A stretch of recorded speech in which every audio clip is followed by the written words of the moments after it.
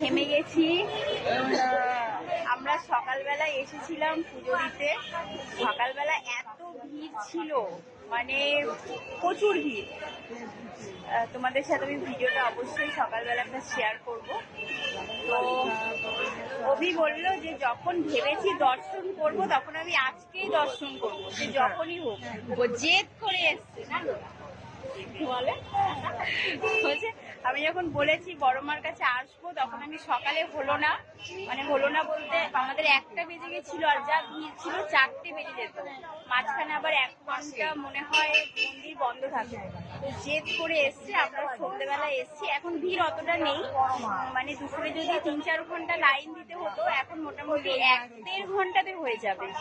তো আমরা চলে গেছিলাম। আর অংশু যদি বাড়িতে থাকতো তাহলে এতটা কষ্ট হলেও আমরা সকালেই পুজোটা দিয়ে যেতাম, কিন্তু যেহেতু বাবান ছিল অনেকটা কষ্ট হয়ে যেত, তার জন্য আমরা চলে গেছিলাম। তো চলো পুজো দিয়ে নিই, টাটা।